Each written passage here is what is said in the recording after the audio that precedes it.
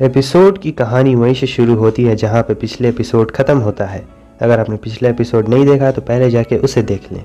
Episode की शुरुआत में जाय की मॉम उससे कहती है कि तुम्हारा सेकंड ब्रदर अभी कल्टीवेशन पीरियड में है और उसे प्रैक्टिस के लिए भी जाना है और तुम्हारे बड़े भाई को अपने फादर के रास्ते पर चलना है।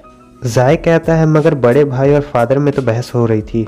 तभी शायू की बड़ी बहन उसकी मॉम को धीरे से बताती है कि वो उस नाइट अटैक के बारे में बात कर रहे थे और बड़े मास्टर इसके लिए राजी नहीं थे।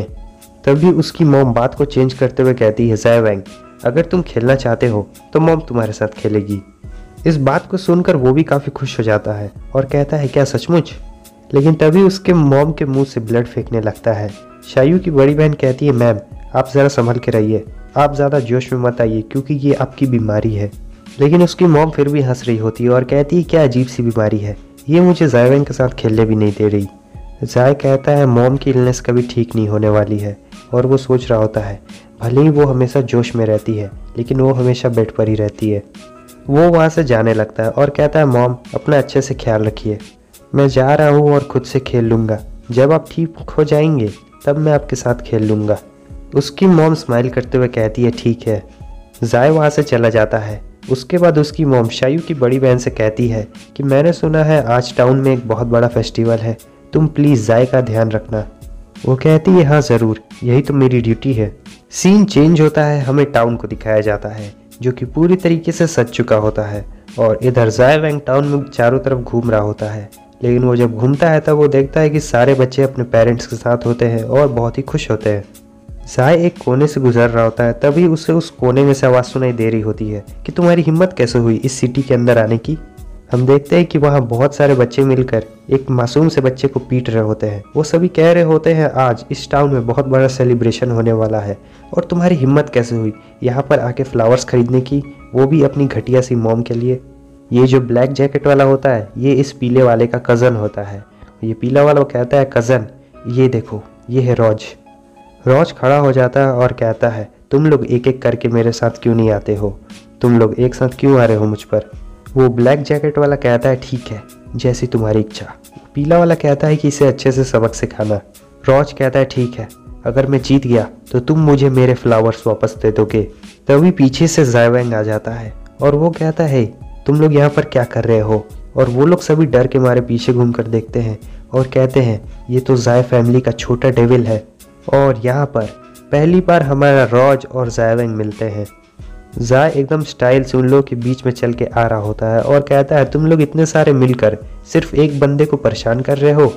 वो सीधा रॉज के पास जाता है और खड़ा हो जाता है। वो अपने मन में सोच रहा होता है ये बंदा दूसरे लोगों से बिल्कुल अलग दिख रहा है। रॉज कहता है तुम कौन हो। वो कहता है कि वो जाय है और फिर जाय उन लोगों से कहता है देखो आज मेरा मूड बहुत ख़राब है तो कैसा रहेगा इसके बदले अगर तुम लोग मेरे साथ खेलो तो।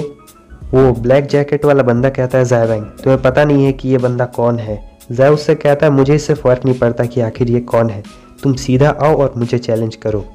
तभी पीछे से रॉज आता है और वो जाय से कहता है मेरी बात सुनो, तुम्हें इसके बीच में इंटरफेयर करने की कोई ज़रूरत नहीं है, ये मेरी लड़ाई है। जाय कहता है क्या इसके पास कोई स्पिरिट है। और इधर रॉज कह रहा होता है मैं इन्हें खुद संभाल लूँगा।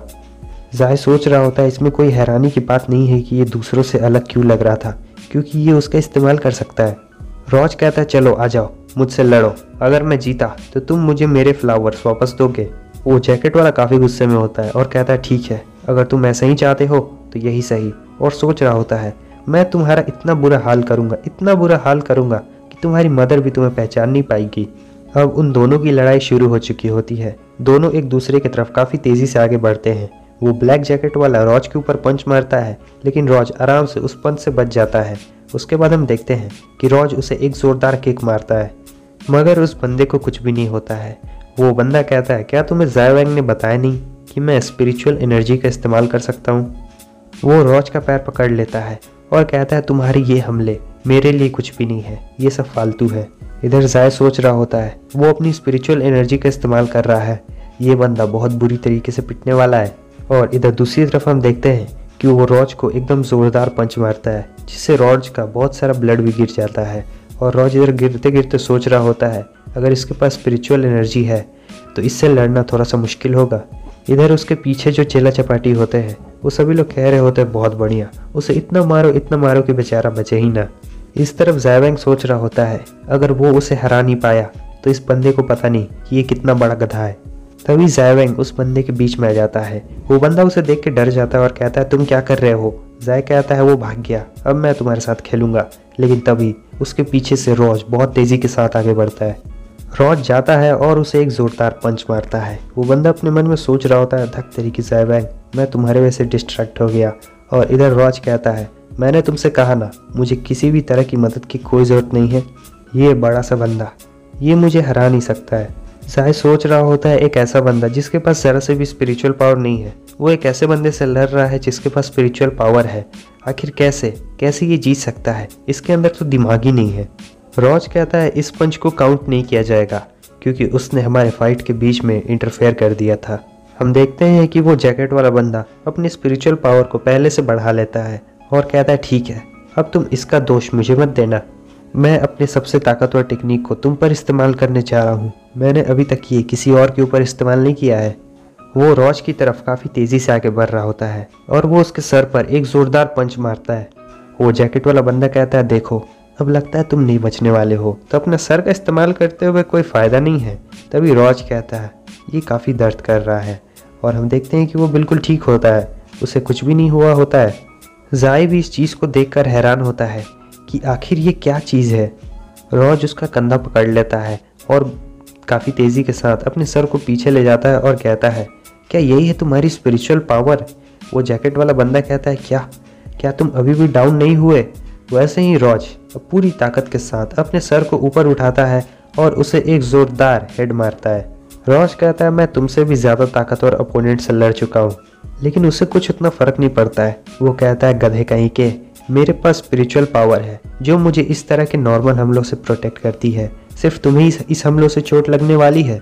तभी हम देखते हैं रोज की अंदर की ताकत जाग जाती है।